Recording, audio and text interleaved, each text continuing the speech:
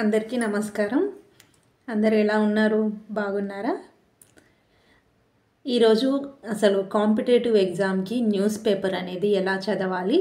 ఎలాంటి పాయింట్స్ రాసుకోవాలి? ఏవి మనకు ఇంపార్టెంట్ పాయింట్స్ అనేవి నేను మీకు చెప్దామన్న ఉద్దేశంతో వీడియో ఈ విధంగా తీస్తున్నాను.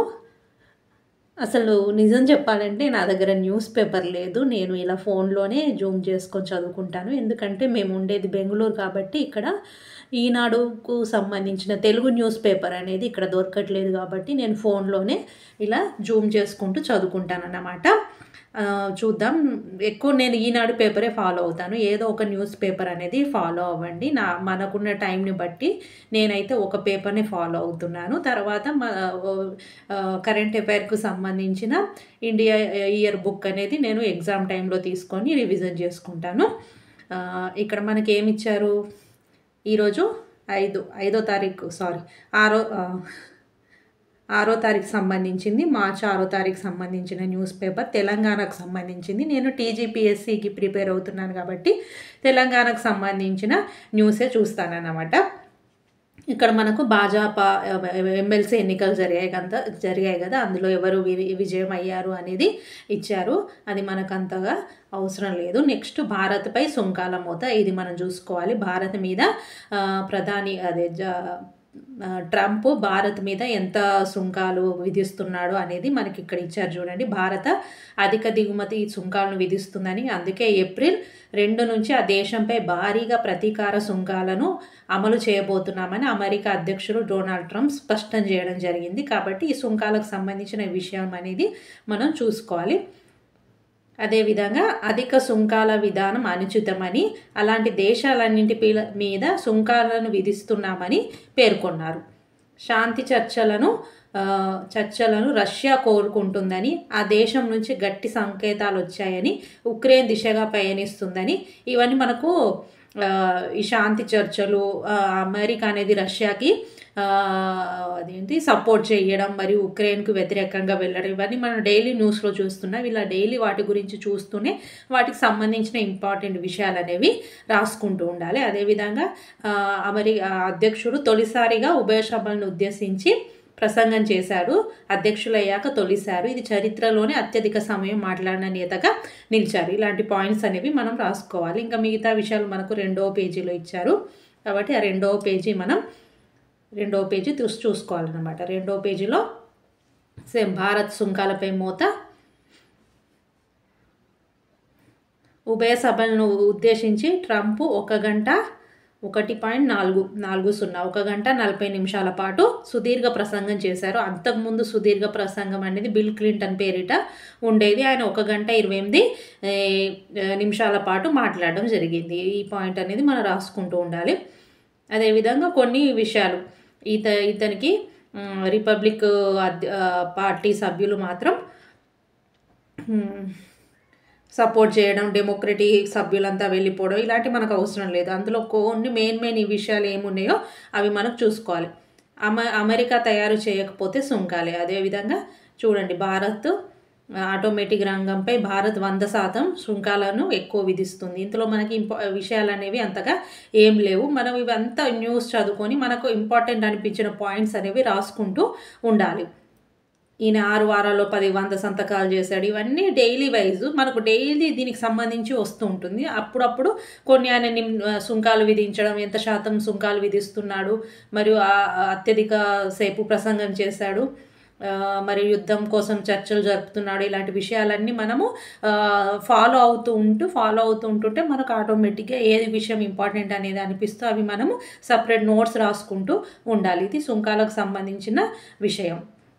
తర్వాత మళ్ళీ మనం ఫస్ట్ పేజీలోకి వెళ్దాం. ఫస్ట్ పేజీలో మనకి మెయిన్ హెడ్డింగ్స్ ఏమేమి ఇచ్చారు. భాజపాకు ఎమ్మెల్సీ ఎన్నికలో భాజపాకు వచ్చింది. ఇవన్నీ మనకు రాజకీయానికి సంబంధించినవి, ఇవి అంతా అవసరం లేదు. మళ్ళీ తమిళనాడుకు సంబంధించి కూడా ఒక న్యూస్ ఉంది. నియోజకవర్గాల పునర్విభజన దక్షిణాదికి 30, ఇది కూడా మనకు రాజకీయాలకు సంబంధించింది. ఇది కూడా అంతగా అవసరం లేదు, కానీ ఒకసారి చూసుకోండి అసలు ఏం జరుగుతుంది అనేది కూడా మనకు ఒక అవగాహన అనేది ఉండాలి. అదేవిధంగా 1500 కోట్ల పెట్టుబడితో లెన్స్కార్ట్ భారీ పరిశ్రమ అనేది హైదరాబాద్లో రాబోతుంది. ఇలాంటి ఎన్నో పరిశ్రమలు వస్తూ ఉంటాయి, కానీ అలాంటివి కూడా మనకు అంతగా అవసరం లేదన్నట్టు. నెక్స్ట్ సెకండ్ పేజీలో కూడా మొత్తం అవే ఇచ్చారు. ఇలాంటి క్రైమ్కి సంబంధించిన విషయాలు, ఎవరైనా చనిపోయిన ఏదైనా క్రైమ్కి సంబంధించిన విషయాలు కూడా మీరు అంతగా చూసుకోవాల్సిన అవసరం లేదు. మన కాంపిటేటివ్ పర్పస్లో ఏది ఇంపార్టెంటో అవి చూసుకోండి. నెక్స్ట్ మనకి ఇక్కడ కింద రాష్ట్రపతి భవన్లో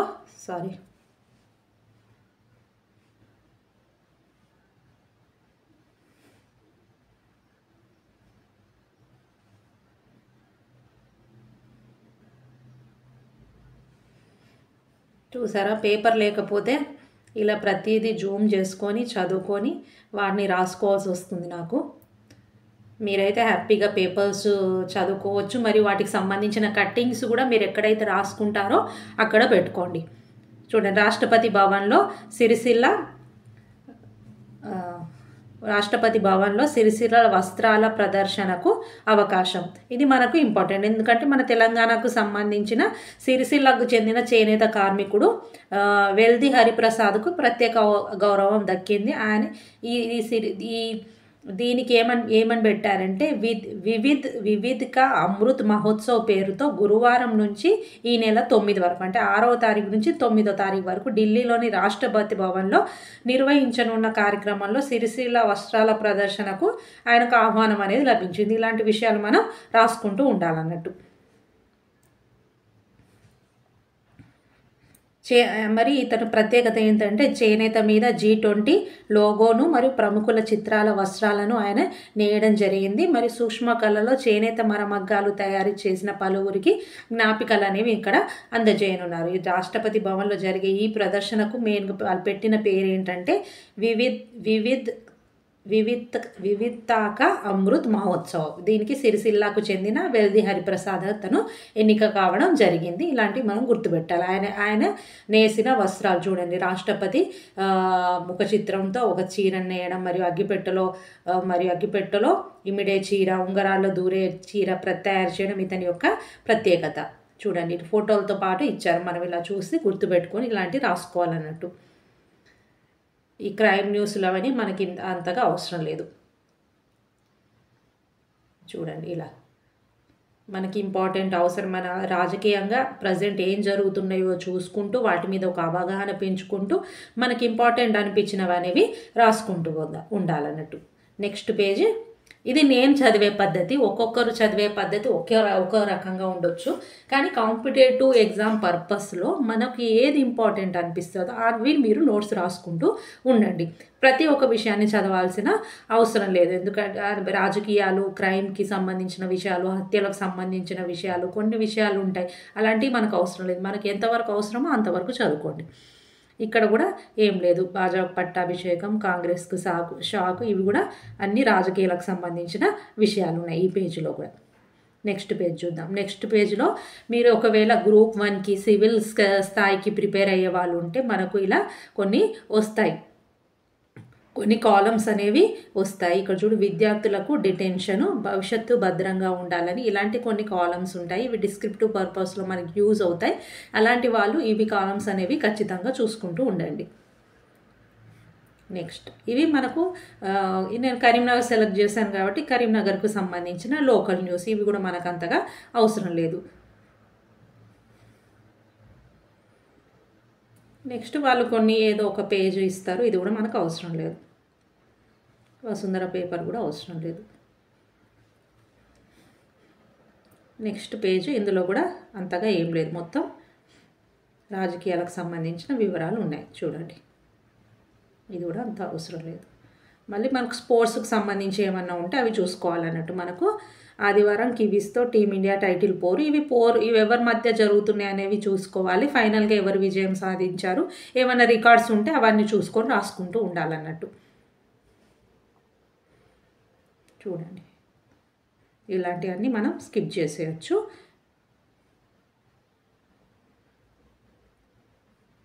ఇలాంటివి చూసుకోవాలి. ప్రపంచ జిమ్నాస్టిక్ నిషిత ఎన్నికవడం జరిగింది. FIG అప్పరేటిస్ ప్రపంచ కప్లో తెలంగాణ క్రీడాకారిణి నిషిత అగర్వాల్ బరిలోకి దిగనుంది.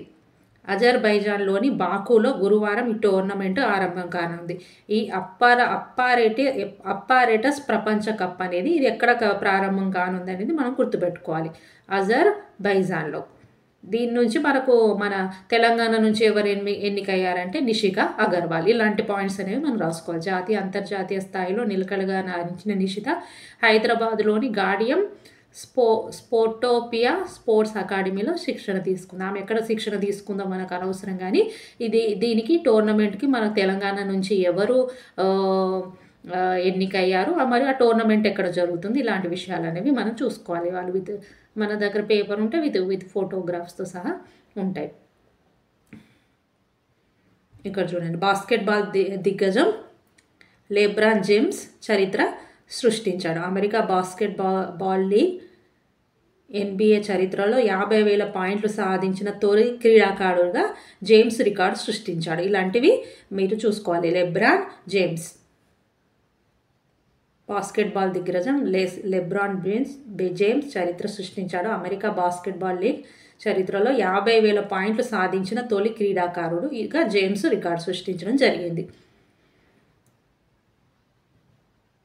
40 ఏళ్ల జేమ్స్ తొలి క్వార్టర్ 3 పాయింటర్లో మైలురాయిని చేరుకున్నారు. జేమ్స్ పేరిటనే ఉంది. అతని పేరు మీద ఉన్న రికార్డును అతనే బద్దలు కొట్టాడు. రెండవ స్థానంలో ఉన్నది ఎవరు అంటే కరీం అబ్దుల్ జబ్బార్ రెండవ స్థానంలో ఉన్నారు. లేదా మొదటి స్థానంలో ఉన్నవారు రెండవ స్థానంలో ఉన్నవారు. జేమ్స్కి ఇది 22వ సీజన్. ఇందులో ఉన్న ప్రతి ఒక్క పాయింట్ అనేది మనకి ఇంపార్టెంటే. ఆ రికార్డ్ అనేది ముందు ఎవరి పేరు మీద ఉంది, ఇప్పుడు ఎవరి పేరు మీద వచ్చింది, రెండవ స్థానంలో ఎవరు ఉన్నారు, అలాంటివన్నీ మనం చూసుకుంటూ ఉండాలన్నట్టు. ఇందులో ఉన్న ప్రతి పాయింట్ ఇంపార్టెంట్ కాబట్టి మనం ఈ ప్రతి పాయింట్ అనేది నోట్ చేసుకోవాలి. ఇది స్పోర్ట్స్కు సంబంధించింది.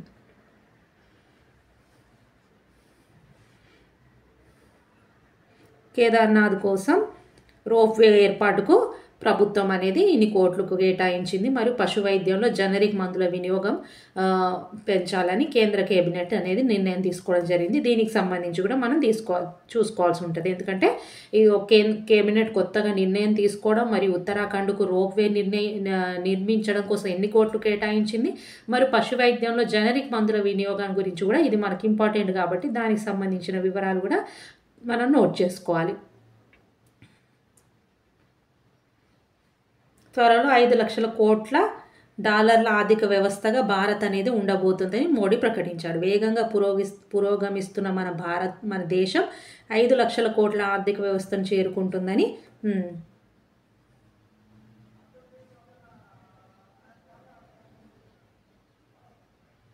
అదేవిధంగా 2015 నుంచి 25 మధ్య కాలంలో భారత్ 66% వృద్ధితో 3.8 లక్షల కోట్ల ఆర్థిక వ్యవస్థ ఇప్పటి వరకు 2015 నుంచి 25 వరకు తీసుకుంటే మాత్రం 3.8 లక్షల కోట్ల డాలర్ల ఆర్థిక వ్యవస్థ ఉంది. దాన్ని మనం త్వరలో 5 లక్షల కోట్లకు చేరుకుంటామని మన ఆర్థిక వ్యవస్థ చేరుకుంటుందని ప్రధాని మోడీ వెల్లడించడం జరిగింది. ఇది ఆర్థిక వ్యవస్థకు సంబంధించింది. ఇవన్నీ ఇక సావర్కర్ మీద రాహుల్ జరిమానా, ఇవన్నీ. తేజస్ విమానాల్లో విజయవంతంగా ఆక్సిజన్ ఉత్పత్తి వ్యవస్థల పరీక్ష, ఇది ఇలాంటివి కూడా మనం చూసుకోవాలి. DRDO IAFలకు రక్షణ మంత్రి అభినందన. తేజస్ విమానాలు ఈ మధ్య కాలంలో మనం ఇంతకుముందు కరెంట్ అఫైర్స్లో కూడా తేజస్ విమానాల తయారీ అనేది చాలా నెమ్మదిగా జరుగుతుందని, వాటిలో ప్రైవేటు సంస్థల భాగస్వామ్యం చేసి ఈ విమానాల తయారీని కూడా తొందరగా చేయాలని అంతకుముందు కేంద్ర మంత్రివర్గం ఆలోచించింది కదా. దానికి కంటిన్యూగా గగనతలంలో అత్యంత ఎత్తుకు వెళ్లే యుద్ధ విమానాల్లో పైలట్లు ఆక్సిజన్ కోసం సంప్రదాయ సిలిండర్ మీద ఆధారపడడాన్ని తగ్గించి లోహ విహంగంలోనే ప్రాణవాయువుని ఉత్పత్తి చేసే వ్యవస్థను మన DRDO సొంతంగా రూపొందించింది. ఇది మనకు లేటెస్ట్ అప్డేట్ అన్నట్టు. ఇప్పటి వరకు వాళ్ళ ప్రాణవాయు సిలిండర్నే వాళ్ళు అందులో తీసుకెళ్లేవాళ్ళు. అలా కాకుండా లోహ విహంగంలోనే అందులోనే ప్రాణాపాయువును ఉత్పత్తి చేసే వ్యవస్థను ఈ DRDO అభివృద్ధి చేసింది. ఈ నెల 4న తేజస్ యుద్ధ విమానాలు పరీక్షించగా ఇది విజయవంతమైందని మన రక్షణ మంత్రిత్వ శాఖ వెల్లడించడం జరిగింది.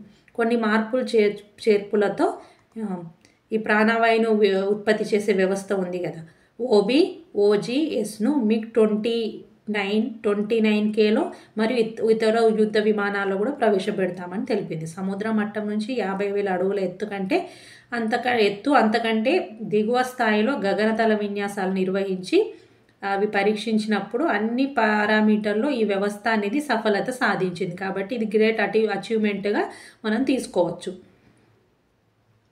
ఇందులో భాగస్వామ్యమైన వాళ్ళు ఎవరు అంటే DRDO, భారత వాయుసేన మరియు భాగస్వాములే మరియు ప్రభుత్వ రంగ సంస్థలు, పారిశ్రామిక భాగస్వాములకు రక్షణ శాఖ మంత్రి అయిన రాజ్నాథ్ సింగ్ అభినందనలు తెలిపారు.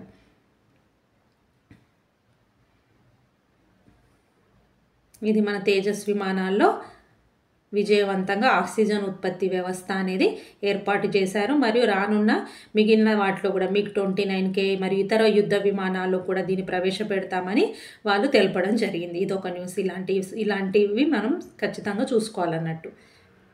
రైతులు చలో చండీగఢ్ ఆందోళన ఇవన్నీ మనకు అవసరం లేదు రాజకీయాలకు సంబంధించి.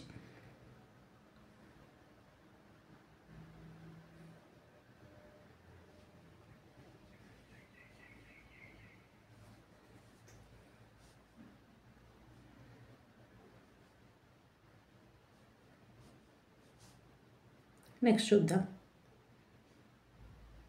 ఇందులో కూడా మనకి ఎక్కువ రాజకీయాలకు సంబంధించిన న్యూసే ఉంది.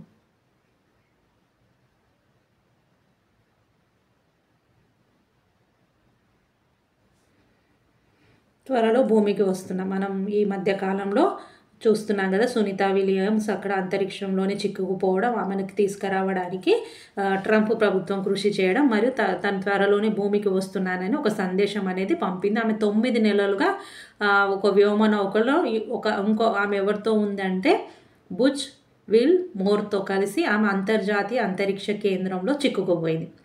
బుచ్ విల్ మోర్ ఇంకెవరితో కలిసి ఉంది మరియు ఎప్పుడు వెళ్ళింది.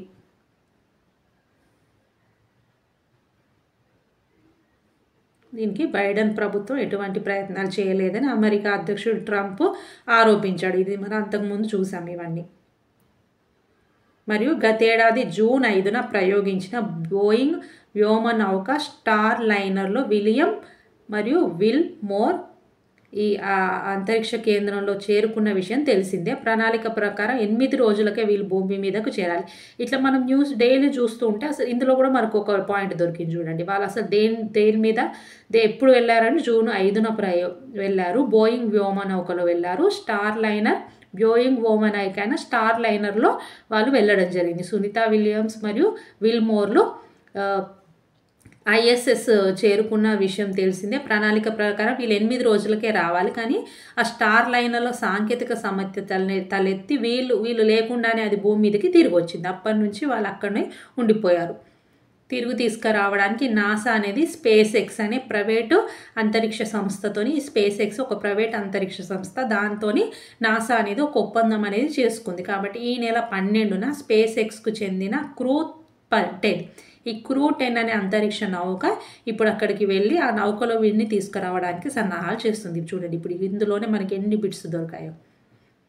ఒకవేళ నేను అంతకుముందు ఏదైనా మిస్ అయినా కూడా అవన్నీ ఇక్కడ ఏ నౌకలో వాళ్ళు వెళ్ళారు, ఏ రోజున వెళ్ళారు, మళ్ళీ అక్కడ అసలు ఎన్ని రోజులు ఉండాలి, మళ్ళీ ఇప్పుడు కొత్తగా వాళ్ళు దేని మీద తిరిగి రాబోతున్నారు, వాళ్ళకి సహాయం చేస్తున్నది ఏది, ఇవన్నీ మనం ఇందులో కవర్ అవుతాయి. వీటిని మనం బిట్స్ వైజ్గా రాసుకోవాలన్నట్టు.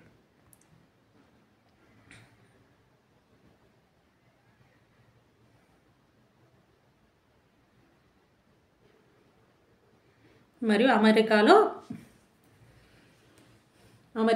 హవాయి అగ్నిపర్వతం బద్దలైంది. ఇది ఎప్పటి నుంచో జరుగుతుంది. అది అమెరికాలో హవాయి అగ్నిపర్వతం బద్దలైంది. ప్రపంచంలోని అత్యంత క్రియాశీలకమైన కిలోవియా అగ్నిపర్వతం విస్ఫోటనం చెందడంతో దాదాపు 100 అడుగుల ఎత్తు వరకు మనకు ఈ లావా ఎగిసిపడింది. ఇది మనకు అమెరికాలో అగ్నిపర్వతం అనేది రీసెంట్గా ఎప్పుడు దాని పేరేంటి, ఎన్ని అడుగుల వరకు అది ఉంది అనేది దానికి సంబంధించి. ఇది పర్వతం కంటే ఎత్తైన ప్రాంతంలో ఉండడం వల్ల అంతగా ప్రాణ నష్టం లేదు. ఇట్లా ఈ రీసెంట్లో ఇంత పెద్ద విస్ఫోటనం, ఇంత 100 అడుగుల ఎత్తు వరకు లావా ఎగిసిపడడం, ఇంత అగ్నిపర్వత విస్ఫోటనం అని రీసెంట్గా ఎక్కడ జరిగిందంటే అమెరికాలోని హవాయిలో జరిగింది. ఇలాంటి విషయాలు మనం చూసుకుంటూ ఉండాలి. ఈ రాజకీయాలకు సంబంధించిన విషయాలు ఉట్టిగా అలా చూస్తూ ఉండండి, అసలు ఏం జరుగుతుందని మీకు ఒక ఐడియా కోసం. రేపటి నుంచి సాహిత్యోత్సవం. ఢిల్లీ సాహిత్య అకాడమీ వార్షిక కార్యక్రమైన సాహిత్యోత్సవ్ను కేంద్ర పర్యాటక సాంస్కృత మంత్రి గజేంద్ర షెకావత్ శుక్రవారం ఢిల్లీలో ప్రారంభించారు. ఈ కేంద్ర సాహిత్య అకాడమీ వార్షికోత్సవ కార్యక్రమాన్ని సాహిత్యోత్సవ కార్యక్రమాన్ని అసలు ఎవరు నిర్వహిస్తారంటే కేంద్ర పర్యాటక సాంస్కృతిక శాఖలు నిర్వహిస్తుంది. దాని ఆ మంత్రి ఎవరు అంటే గజేంద్ర సింగ్ షెకావత్. ఇది భారతీయ సాహిత్య సాంప్రదాయాల వారసత్వం పరిణామం పేరుతో ఏ పేరుతో నిర్వహిస్తున్నారంటే భారతీయ సాహిత్య సాంప్రదాయాలు వారసత్వం పరిణామం పేరుతో ఈ ఉత్సవాలు నిర్వహిస్తున్నారు. ఈ ఉత్సవంలో 53 భాషల్లో నిష్ణాతులైన 722 మంది రచయితలు, కవులు పాల్గొంటారు. ఇట్లా ఈ సాహిత్యోత్సవం గురించి అది అసలు ఎక్కడ ప్రారంభించారు, ఎవరు ప్రారంభించారు, దాని మెయిన్ థీమ్ ఏంటి, మరి అందులో ఎంతమంది పాల్గొంటున్నారు, ఇలాంటి మీరు రాసుకోవాలన్నట్టు దీనికి సంబంధించి.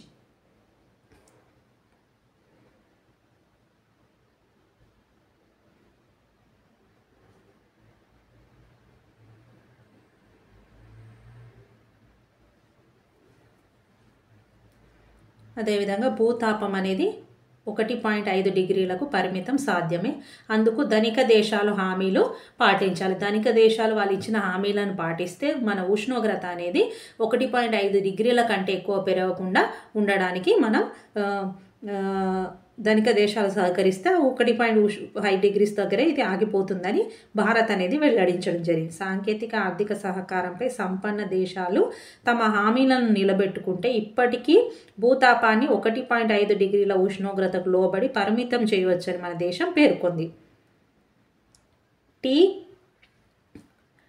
TERI నిర్వహించిన ప్రపంచ సుస్థిర అభివృద్ధి సదస్సులో కేంద్ర పర్యావరణ మంత్రి భూపేందర్ యాదవ్ పాల్గొని ప్రసంగించారు. అతను ఇప్పుడు మన పర్యావరణ మంత్రి అయిన భూపేందర్ యాదవ్ ఇందులో పాల్గొని ప్రసంగించాడు. ప్రస్తుతం బహుపాక్షిక విధానంలో వాతావరణం మార్పులు వంటి అంతర్జాతీయ సవాళ్ళను ఎదుర్కోవడంలో విఫలమవుతున్నట్టు ఆయన పేర్కొనడం జరిగింది.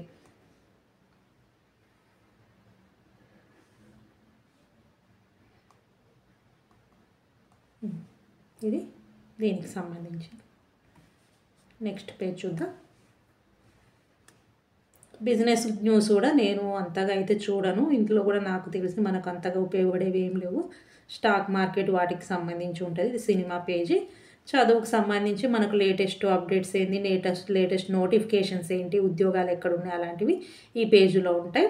మనకు మెయిన్ ప్రతిభా పేజ్ అనేది ఇది ఇంపార్టెంట్. డిఎస్సికి ప్రిపేర్ అయ్యే వాళ్ళ గురించి ఈరోజు జనరల్ స్టడీస్ పర్యావరణ అంశాల గురించి ఇచ్చారు. డిఎస్సి వాళ్ళ కోసం ఇది మన డిఎస్సి కాదు కాబట్టి మనకు అవసరం లేదు. మరి జనరల్ స్టడీ రీజనింగ్ అనేది ఇది అందరికీ సంబంధించిన విషయం, రక్త సంబంధాలకు సంబంధించిన టాపిక్. ఎవరైనా చూసుకోవాలనుకుంటే చూసుకోండి. అదేవిధంగా ఇక్కడ మనకు కరెంట్ అఫైర్స్ ఇస్తారు, డైలీ ఉంటుంది ఈ కరెంట్ అఫైర్స్.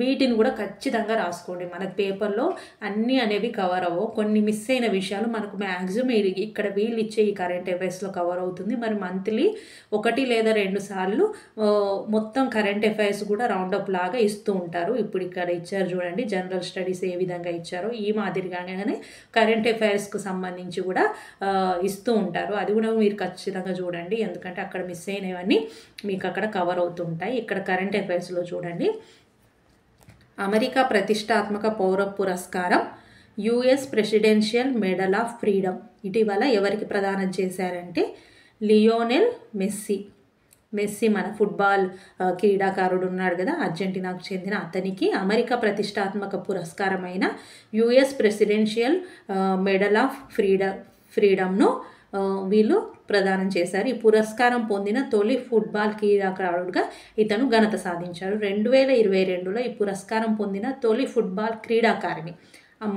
అబ్బాయిల్లో అయితే ఈయనకు వచ్చింది, అమ్మాయిలకు అయితే 2022లోనే వచ్చింది.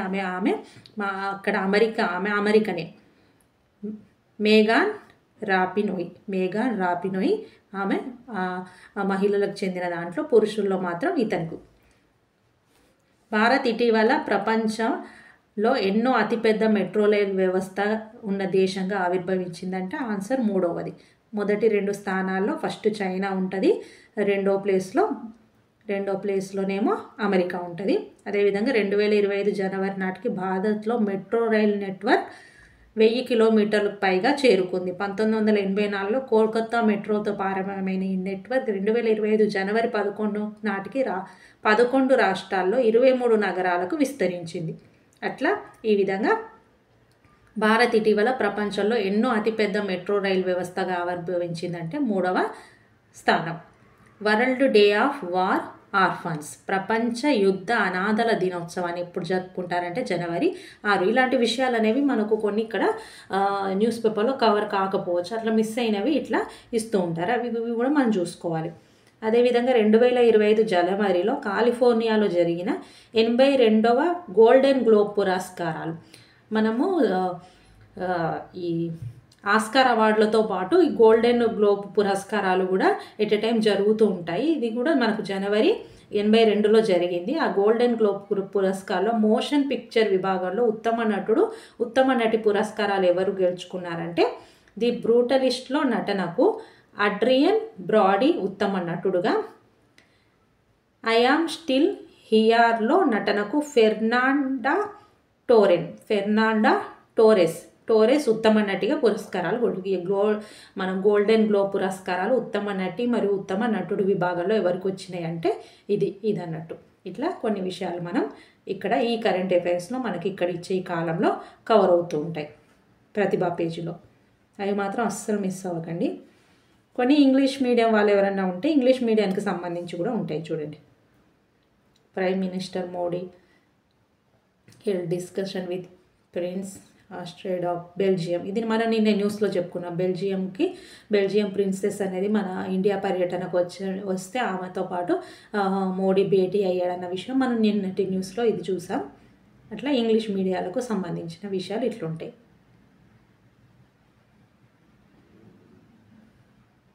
నవరత్న హోదా కంపెనీ, ఇది మనకు తెలుగు బిట్లో ఇయ్యలేదు చూడండి. ఈ నవరత్న హోదా IRCTC మరియు IRFCలకు 25th మరియు 26th నవరత్న కంపెనీస్గా ఇవి ఎన్నికయ్యాయి. మన యూనియన్ గవర్నమెంట్ మార్చి 3, 2005లో రిలీజ్ చేసింది. Railway catering and tourism corporation IRCTC అంటే మరియు ఇండియన్ రైల్వే ఫైనాన్స్ కార్పొరేషన్, ఇవి రెండింటికి నవరత్న హోదా అనేది వచ్చింది. ఇది IRCTC 25వది, IRFC అనేది 26వది. ఇట్లా మన ఇంగ్లీష్లో ఉన్నది కూడా ఒకసారి చూసుకుంటూ ఉండండి. అక్కడ మిస్ అయినాయి, ఇక్కడ ఉంటాయి. మరియు India and Nepal signed a memorandum of understanding MOU in New Delhi. India Nepal కూడా ఒక MOU మీద సంతకాలు చేశాయి. The primary agenda of the agreement is to promote collaboration between the two nations and strengthen inter governmental corporation in the wash అంటే ఏంటి, water, sanitiser మరి hygiene sector మీద వీళ్ళిద్దరు కలిసి ఒక మెమోరాండమ్ ఆఫ్ అండర్స్టాండింగ్ MOU చేసుకోవడం జరిగింది ఇండియా మరియు Nepal. Ensuring better access to clean drinking water and sanitization for their population కోసం వీళ్ళిద్దరు ఇండియా మరియు నేపాల్ కలిసి వాష్ అని ఒక MOU చేసుకోవడం జరిగింది. ఇది కరెంట్ అఫైర్స్. బ్యాంకుకు సంబంధించిన వాళ్ళే. పర్యావరణం, మనకు ఎన్విరాన్మెంట్ గురించి ఈరోజు ఒక ఆర్టికల్ ఇవ్వడం జరిగింది. అదేవిధంగా మనకు ఇక్కడ కూడా ఒక ఆర్టికల్ ఇచ్చారు చూడండి. న్యాయ వ్యవస్థకు సంబంధించి కొత్త నేర చట్టాల లక్ష్యం సత్వర న్యాయం. చూడండి, మనం ఇప్పుడు దాదాపు అరగంట అవుతుంది కాబట్టి మినిమం 1 గంట సేపు మీరు న్యూస్ పేపర్కి ఖచ్చితంగా కేటాయించండి. చూడండి ఎన్ని విషయాలు కవర్ అవుతున్నాయో. కొత్త నేరాల చట్టాల లక్ష్యం సత్వర న్యాయం. మనకు ఇన్ని రోజులు స్వాతంత్రం నిన్న మొన్నటి వరకు దేశంలోని న్యాయ వ్యవస్థ 19వ శతాబ్దంలో చేసిన చట్టాలకు అనుగుణంగానే పనిచేసేది. వాటిని దేశాన్ని అప్పట్లో పాలించిన బ్రిటిషర్లు రూపొందించారు. 1947లో స్వాతంత్రం వచ్చాక దేశాన్ని రిపబ్లిక్గా మార్చుకున్నాం. మన రాజ్యాంగంలో న్యాయానికి, సమానత్వానికి రాజ్యాంగ నిర్మాతలు అత్యంత ప్రాధాన్యతను ఇచ్చారు. అయితే మన నేర న్యాయ చట్టాలు మాత్రం స్వాతంత్రం వచ్చిన 77 ఏళ్ల దాకా మారలేదు. కాబట్టి అప్పటి బ్రిటిష్ చట్టాల ఆధారంగా నేర న్యాయ వ్యవస్థ కొనసాగింది. వీటికి ముగింపు పలుపుతూ గత ఏడాది మన కేంద్ర ప్రభుత్వం 3 కొత్త చట్టాలను అమల్లోకి తీసుకొచ్చింది. ఇది కూడా మనం చూసాం మనము. ఆ 3 కొత్త చట్టాలు ఏంటి అనేది ఒకసారి ఇక్కడ కూడా మనకు రివిజన్ లాగా అయిపోతుంది. అవి చూడండి. భారతీయ న్యాయ సంహిత, భారతీయ నాగరిక్ సురక్ష సంహిత, భారతీయ సాక్ష్య అధినియం అనేవి ఈ 3 కొత్త చట్టాలను తీసుకొచ్చారు. వీటి లక్ష్యం రాజ్యాంగంలో పేర్కొన్నటువంటి అందరికీ న్యాయం, సమానత్వంపై దృష్టి సారించడమే. దీంతో పాటు సత్వర న్యాయం అందించడం మరియు బాధితులకు త్వరితగతిన శిక్ష పడేలా చేయాలనేది ముఖ్యం. దీని ప్రయోగాత్మకంగా చండీగఢ్లో ఈ చట్టాన్ని ప్రయోగిస్తున్నారు అన్నట్టు. చూడండి, అక్కడ కంట్రోల్ రూమ్ ఏర్పాటు చేయడం, ఆధారాల సేకరణ, స్టేషన్లో దర్యాప్తు, ఆసుపత్రి నివేదిక, ఫోరెన్సిక్ సాక్ష్యం, కోర్టులో న్యాయం, జైల్లోనే కీలక విచారణ, ప్రాసిక్యూషన్ వేగవంతం చేయడం. దేశంలో తొలిసారిగా చండీగఢ్లో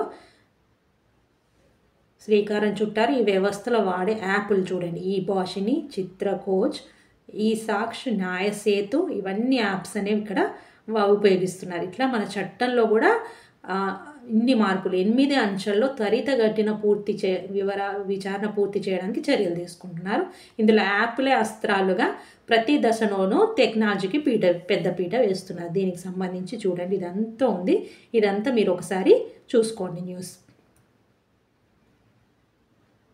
అదేవిధంగా ఇక్కడ చిన్న ఒకటి వచ్చింది చూడండి, న్యాయశాఖ కార్యదర్శిగా అంజు రాటి రాణా ఈ పదవి చేపట్టిన తొలి మహిళగా ఈమె రికార్డు సాధించింది. ఎవరు? అంజు రాటి. ఈమె కన్నా ముందు నితిన్ చంద్ర ఉండేవాడు. ఆయన స్థానంలో ఈ అంజు రాటి న్యాయశాఖ కార్యదర్శిగా పదవి చేపట్టిన మొట్టమొదటి మహిళగా ఈమె రికార్డు సృష్టించి, కాబట్టి ఇది మనం రాసుకోవాలి. ఈమె ఢిల్లీ పబ్లిక్ ప్రాసిక్యూటర్లో 18 ఏళ్ళు సేవలు అందించింది.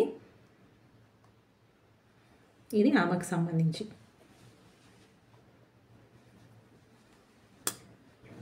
ఇది ఇందాక మనం చెప్పుకున్నాం కదా,